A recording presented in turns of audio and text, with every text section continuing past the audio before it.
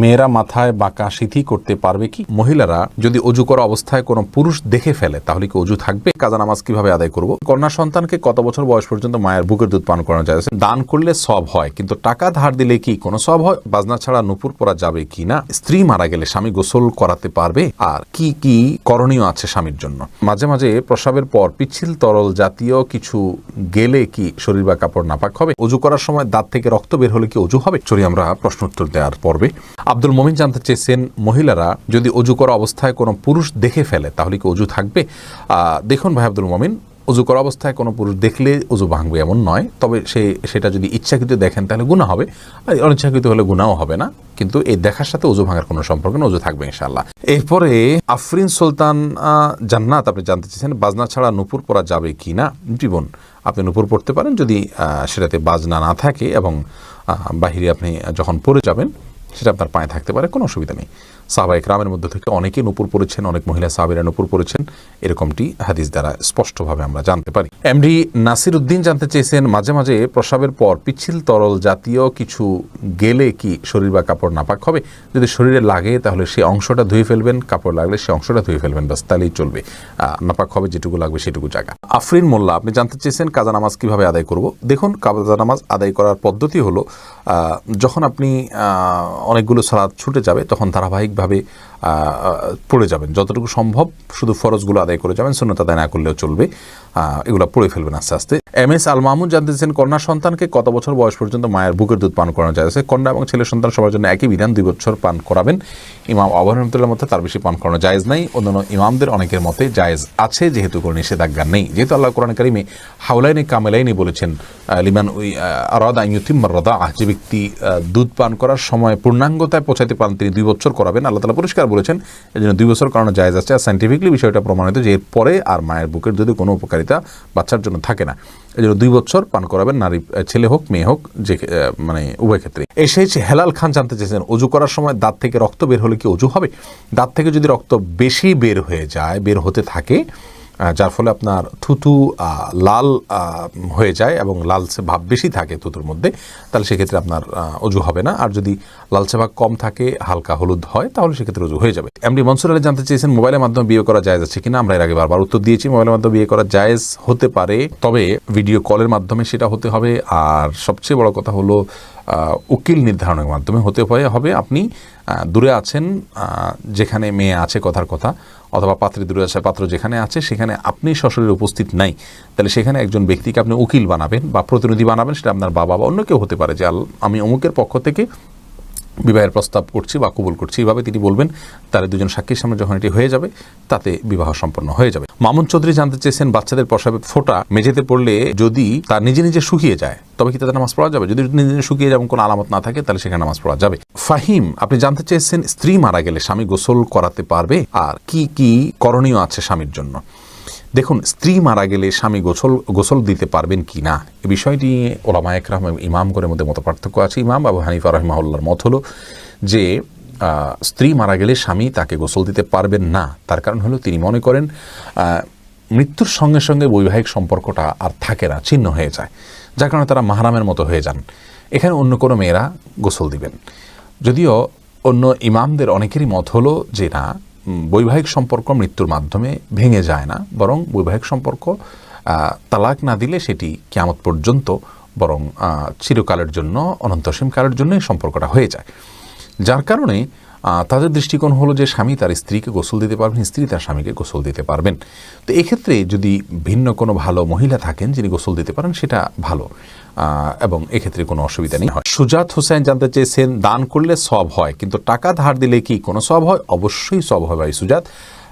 কোনো ক্ষেত্রে দানের চাইতে বরং লোন দিলে তার সওয়াবের পরিমাণ অনেক বেশি হয়। অতএব দান করলে যেমন সওয়াব হয়, মানুষকে হাওলাত দিলেও কিন্তু সওয়াব হয়। আজকাল লোন দিলে মানুষ ফেরত দিতে চায় না, নানামুখী সমস্যা হয়, সেজন্য গ্র্যান্ট হিসাবে, বন্ধক হিসাবে কোনো কিছু রেখে দিতে পারেন আপনি, কিন্তু লোন দেয়া অনেক বড় মাপের একটি ইবাদত এবং সওয়াবের কাজ। মাহফুজ মুন্না আপনি জানতে চেয়েছেন, খাওয়ার সময় ছেলেদের গোপে পানি বা খাবার লাগলে তাকে হারাম হবে?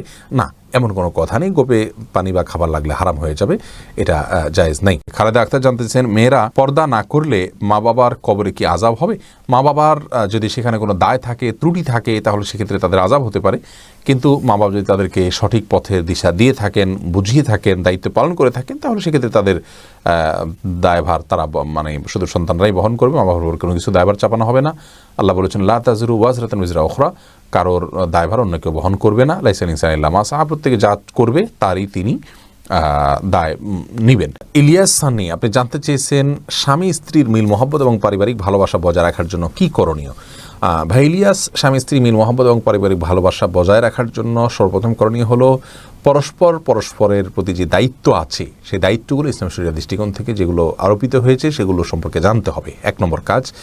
দ্বিতীয় কাজ হলো আল্লাহর কাছে দোয়া করতে হবে। সূরা ফুরকান আয়াত নম্বর 74 যে দোয়া আছে, রব্বানা হাব লানা মিন আজওয়াজিনা ওয়া যুররিয়াতিনা কুররাতা আয়ুন ওয়াজআলনা লিল মুত্তাকিনা ইমামা, এই দোয়া স্বামী স্ত্রী উভয় বিশেষ করে অর্থ বুঝে আল্লাহর কাছে নিবেদন করতে হবে, আল্লাহ যেন তাদেরকে সুখ শান্তিপূর্ণ জীবন দান করেন। তৃতীয়ত, তাদের মিল মহব্বতের জন্য দুজনকে ধৈর্যের প্রশিক্ষণ নিতে হবে এবং ধৈর্যের পরাকাষ্ঠা প্রদর্শন করতে হবে। প্রিয় নবী সাল্লাল্লাহু আলাইহি ওয়াসাল্লামের দাম্পত্য জীবনে কতটা ধৈর্যশীল ছিলেন, মেয়েদেরকে কতটা আপনার সহনশীলতার কথা বলেছেন এবং স্বামীর প্রতি কৃতজ্ঞতা আদায় করতে বলেছেন, এই বিষয়গুলোকে আমাদের মাথায় রাখতে হবে ইনশাআল্লাহ বিদিনিল্লাহ। তাহলে দাম্পত্য জীবনে সুখ শান্তি নেমে আসবে। সর্বোপরি আল্লাহর অবাধ্যতা এবং হারাম এর পথ থেকে সরে আসতে হবে। হারামের পথ যদি খোলা থাকে তাহলে সেখানে শান্তি থাকে না। আল্লাহ তাআলা আমাদেরকে দাম্পত্য জীবন সুখী করুন। এমনি বাপ্পি জানতে চেয়েছেন, আমি টয়লেটে থাকা অবস্থায় যদি আজান শুরু হয় তখন কি আজান উত্তর দিতে পারি? না ভাই, আপনি অপেক্ষা করবেন, বের হয়ে আজান উত্তর দিয়ে দিবেন। জহিরুদ্দিন মোহাম্মদ বাবর জানতে চেয়েছেন, হাতে তালি দেওয়া কি জায়েজ আছে? অনেকে বলে হারাম, এটা ইসলামের বিধান কি? হাতে তালি দেওয়া এটাকে হারাম বলার সরাসরি কোনো সুযোগ নেই, তবে অবাক করা কোনো কিছু, ভালো কিছু দেখলে মুখে সুবহানাল্লাহ বলা, আশ্চর্য হলে সুবহানাল্লাহ বলা, মাশাআল্লাহ বলা, এটা হলো সুন্নাহ, হাতে তালি নয়।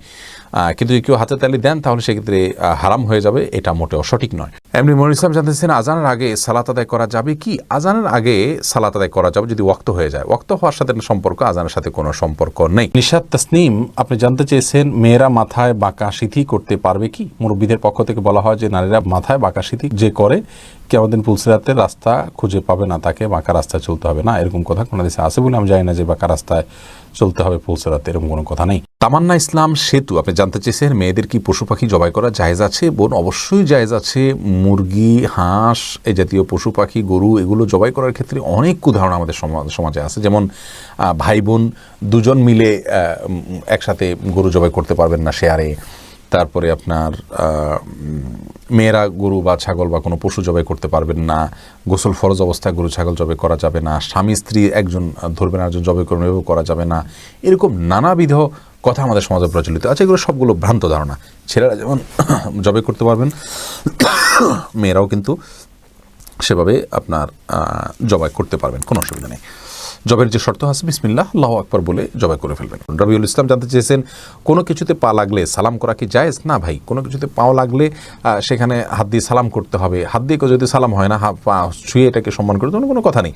কিন্তু আমাদের সমাজ যেহেতু পাও লাগাটাকে অসম্মান মনে করা হয়, এটা ওরফ, আর ওরফের একটা এতেবার এবং গ্রহণযোগ্যতা ইসলামী শরিয়াতে আছে, যার কারণে কারোর গায়ে পাও লাগলে সেটা লাথি দেওয়ার সাথে কিছুটা সাদৃশ্যপূর্ণ হওয়ার কারণে আমাদের সমাজ এটাকে দূষণীয় মনে করে। আরবেনরা দূষণীয় মনে করে না, তারা জন্য পাও লাগলেও এটাকে কিছু মনে করে না।